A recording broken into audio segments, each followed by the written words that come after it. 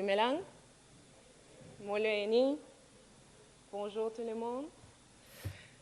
Can you all hear me okay? It works good. So, today is Restitution Day. A tricky subject, a tough subject, but it's also Valentine's Day. And for those of us who know a little bit about love, we know that love is not about chocolates and roses.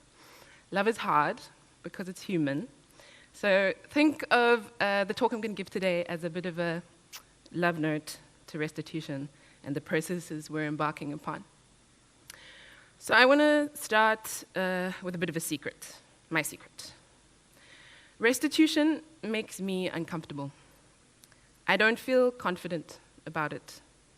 When I'm in conversation with other Africans talking about restitution processes, I get really stressed, and often I get really sad.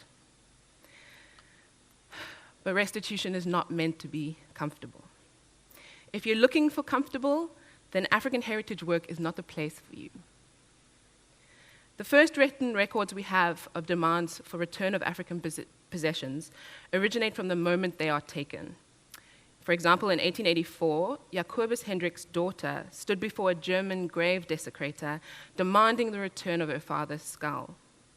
By his own admission, that German grave desecrator lied and gave her another skull because it was damaged and therefore not of value to her. At around the same time, a Swiss collector did something similar, to much critique in Swiss newspapers, actually. In another community, was so incensed by the behavior of a savage ethnologist that they mounted their protest with the colonial authority, resulting in the ethnologist having to answer to a makeshift court, having his goods confiscated, and being summarily kicked out of the territory, what today is Nigeria, and sent back to Europe. Africans have demanded their heritage be returned to them for over 200 years, with little to no impact. For example, the likes of Mobutu Sese Seko, that's not him, just sort of display, in the halls of the United Nations in 1973, which resulted in a resolution of 113 votes in favor of restitution. In 1973, there were 17 abstentions. I think we can all guess who that was. Or Amadou Matarmbo, the first ever African Director General of UNESCO, who made a plea for the return of irreplaceable cultural heritage to those who created it in 1978. Sounds strangely like 2024, where Africans use the infrastructures of the UN to demand justice, but get ignored by the powers of the global north. But recently, the years of Africa's sustained and unrelenting push are being put aside, and instead, with the snap of fingers of a certain French president, suddenly, there is change. We read in the news of many new returns, of beginnings of returns. New research reports and draft protocols are happening in many countries. Millions of euros are being spent on provenance research. We heard about a project yesterday. Over there, in Europe, in European museums. This is all good news, definitely. But what of our demands that started so long ago? Is this what we had in mind?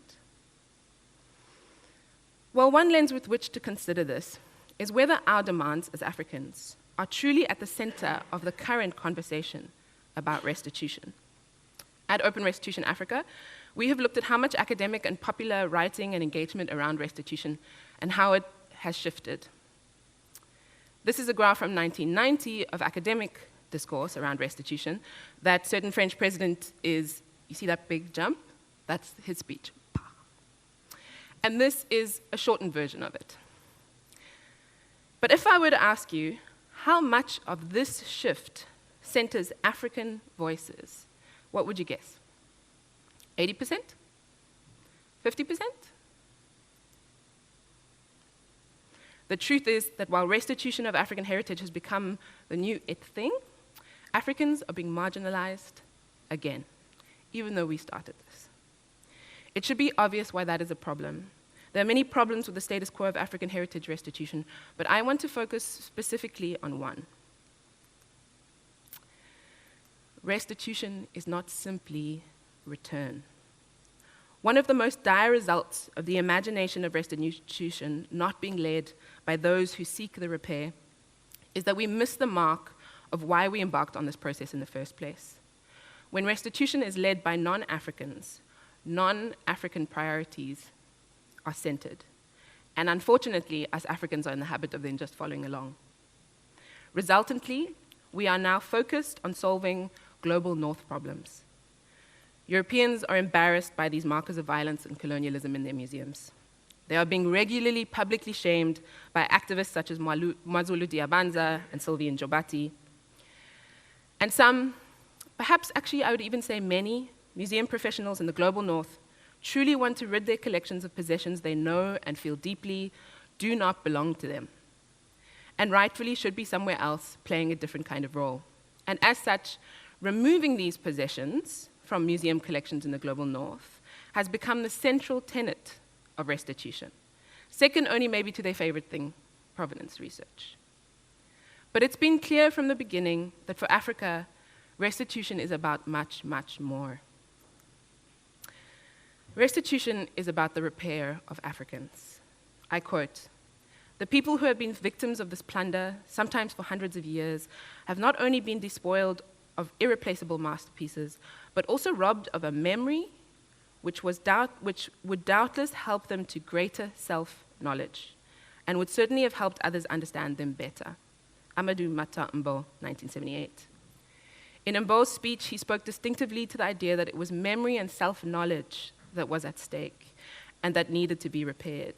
That memory is not simply of the fact of masterpieces, but of peoples, gods, cultural processes, agricultural rituals, birth and death rituals, the very fabric of what makes people people that needed to be re-engaged.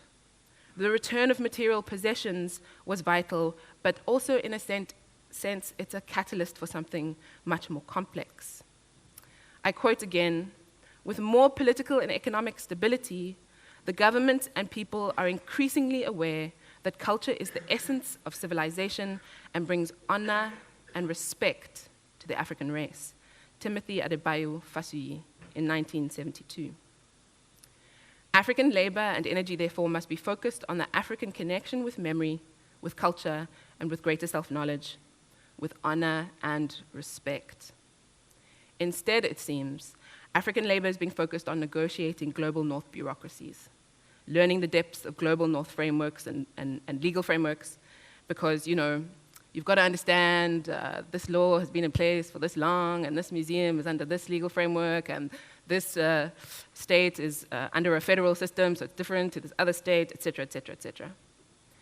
African labor is navigating customs. It's fundraising for flights because that global North budget will pay for the ticket of the royal queen, but not for her traditionally mandated interlocutor.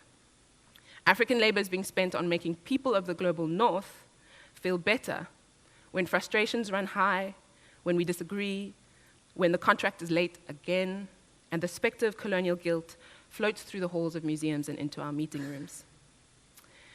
African labor is now focused on the technocracy of museum practice in the global North, and this is a distraction that centers European needs, European challenges, European goodwill, European labor and efforts. But restitution is about repair of African relations and communities. It's important to remember that, as the great Ghanaian author Ama Ata Aidu, who doesn't love her, said, "Humans, not places, make memories." Humans, not places, and I would also add, not objects, make memories. When our energies are led by people of the global North, they are also led by the epistemes of the global North. And we can find ourselves concerned with restitution's role in African museum practice and questions of adequate museum storage and display technicalities. But when the Ndonga people demanded their own people back, when the people of Benin decried the savage ethnologist, it wasn't for the return of objects into museums. It was for the rightful dignity and everyday life of African communities. Because humans make memories, not places. If we as Africans make the mistake of thinking that objects in empty museum halls in Africa will repair our wounds, we are gravely mistaken. And if our focus for restitution becomes the putting of things in places, our memories will continue to die. This is an incredibly difficult nut to crack, because museums of the global north have our possessions, and because people of the global north believe that these possessions belong in museums. We are faced with a starting point, a museum, and a starting people, museum professionals. And they contact our museums, and it is our museum professionals that therefore naturally become the custodians of restitution processes. So it can feel inevitable that our possessions are museum things. And to be honest, I don't necessarily dismiss the potential for African museums and African museum professionals to hold this precious and esteemed role. But then I ask to African museum professionals, many of you are in the room, are our museum professionals ready to host conflict-ridden, difficult conversations with communities about returning heritage? Do our museum professionals have the right partners and collaborators to facilitate processes, healers, spiritual leaders, counselors, community therapy practitioners, educators, and community activists? Do our museum professionals have the skills to navigate legal systems, inform new policies, navigate politics at the highest level, make friends in high places? Do our museum professionals keep their own religious convictions out of the way when the job requires them to do justice by others? Because some of these Western collectors were obsessed with so-called witchcraft, and these are now the collections we're needing to deal with. Are our museum professionals willing to accept the wishes of communities when they want to burn their vigangos? Will our museum professionals facilitate the legitimate ownership of heritage by sectarian royal families instead of state infrastructures, even when Europeans claim that the state is the rightful owner of these objects, as if they have some right to say so? Will our museum professionals tell museums of the global north to go to hell when they try to dictate homes and tell us that it's their way or the highway? I can tell you now, I know a couple of museum professionals who are ready and willing. So many who are already doing the important work, developing community partnerships, building trust, wading through conflict. But they are the minority, and they need help. And if this is to become the role of African museum professionals, then what is inevitable is a change in the role of the African museum, what Siraj Rasool has framed as the post-museum. And this I'm excited for. Judge Albie Sachs told us that's a good sign when we're excited. Restitution is about repair of histories and its legacies. Perhaps the best thing to emerge from the French president's speech mentioned earlier, at least in my opinion, is the commissioned report that came after it. We heard about it yesterday as well. And their primary argument was this idea of a new relational ethics. I quote, "This space, this restitution space, becomes tectonic, and its aftershocks and the new values it ushers in will leave no site of exchange between European and African societies unscathed, whether it be economic, political, or societal." In fact, I would add that restitution is, in fact, a demand for a renewed engagement with history, its steadfast commitment to working for a greater society, and in this way it joins the ranks of other radical imaginaries around the world, such as reparations, abolitionism, the Land Back movement, and the Cochabamba People's Conference Agenda for Environment and Climate Justice. These are all movements that stare history in the face and demand better futures audaciously. What we have lost as a result of Europe's engagement with us is priceless. It cannot be reimbursed. Restitution is not about reimbursement. Reimbursement is to replace the cost of a thing. Restitution and reparations are a call to embark upon the process of repairing the breaking of a thing. Repairing a broken thing is to say, it is still of value to me, it may never be the same again, but it can be as good as new. Scars, stitches, mending lines, and patches included, the process of repairing is better than throwing it all away. The process of repairing. It is a process and not an arrival. It will never be reimbursed. And as such, it's not an attempt to go back to some better time. It's not even an attempt to have what we had before. Instead, it is a commitment to moving through the relations, actions, difficulties, and painful experiences of making what we have better. Okay, so what is to be done? Well, there are three core things I want to speak to. These are thoughts for Africans involved in the restitution process, but for those of non-African origin too. So the first thing I think that requires us to do is to remain in difficulty with ourselves. Repair is a commitment to time, to relation, to difficulty, and remaining in difficulty with ourselves and with others. A kind of staying with the trouble, if you will. Staying with grief and anger, staying with incompetency and inadequacy, staying with bureaucracy and political maneuvering, staying with the realities of broken peoples, all of us, and the broken things we do. By staying put, even when it's hard, even when the feelings are difficult, we commit to a repair. I cannot tell you how many times I've had to say to European museum professionals, this is not supposed to be easy. You can't ask for things to work smoothly. This is a process of repair. But how to remain in difficulty, how to endure in difficulty? First, I think, is to understand the idea that it's not up to us, it's for us. And Steve Gwena really spoke to this so well yesterday. Remembering the struggles for liberation and histories of resistance within our own lineages can help us to understand the patterns of justice work, what it does for the world, for us, and for others. And importantly, it can help us understand that restitution work is not charity or support, i.e. a savior complex, but rather it's solidarity. It's for us. We do not restitute for communities. Communities are not separate from us. We do not support Africans when we do restitution. What we do is we repair ourselves collectively. It's not a favor to anyone, it's a commitment to ourselves as humanity. And if we understand it not as work for others, but part of our ongoing journey of betterment as humans, we bring it into our everyday lives and worlds. Because we play a small part in a much bigger story. We can only commit to our little piece, our little puzzle piece in the bigger puzzle, and attempt to commit the utmost rigor to doing it as best as we can.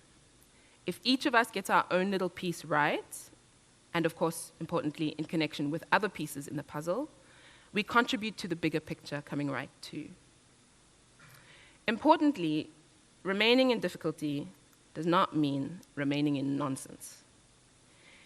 Ensuring we skill ourselves in organizing our feelings, understanding the principles of restorative justice, building our capacity for our boundaries and communicating them. Please, you can't just stroll into restitution work. Read, please.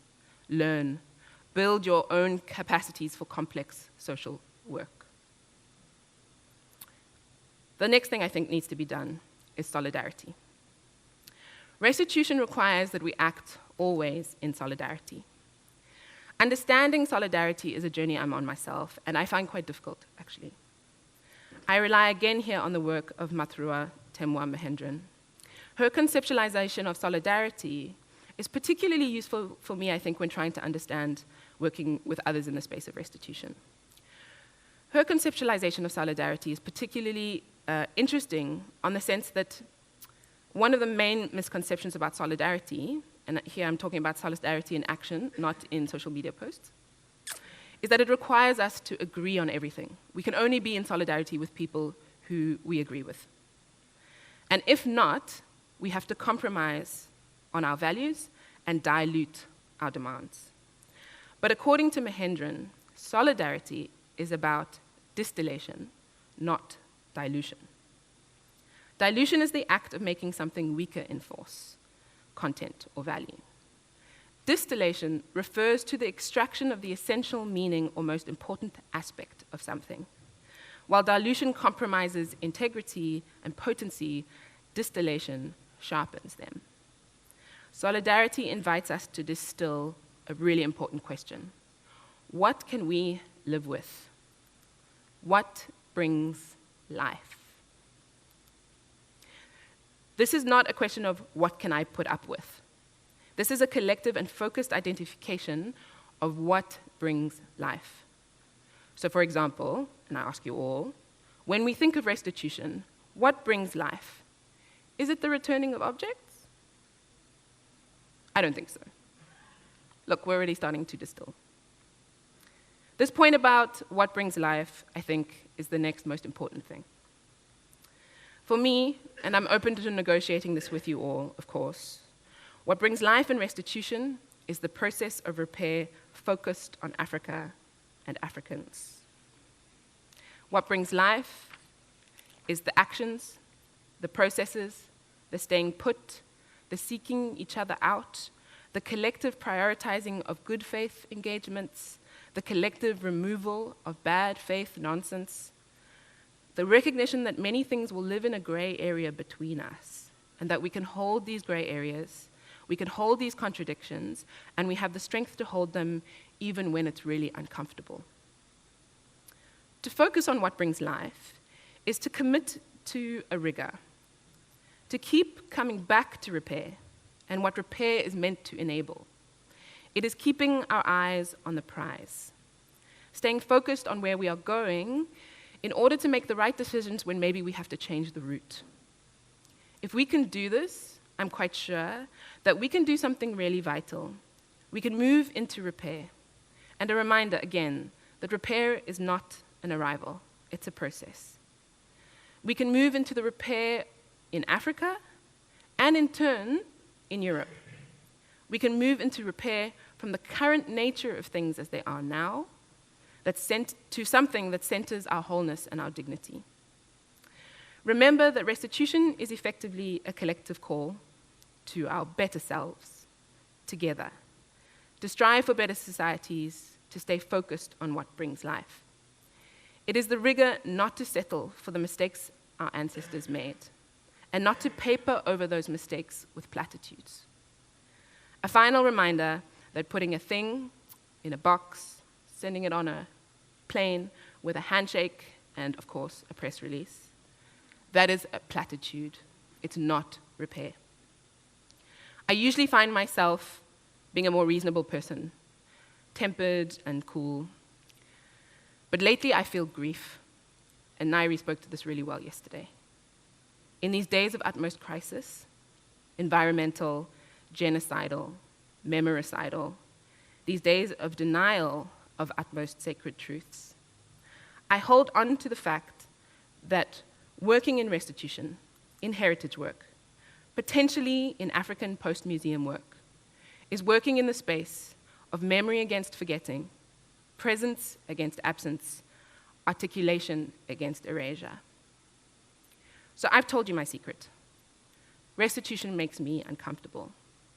It's difficult, world-changingly, universe-shiftingly difficult. And to be honest, I'm afraid that it might just be too difficult. But it's happening. Regardless of my feelings and regardless of your opinions, it's happening.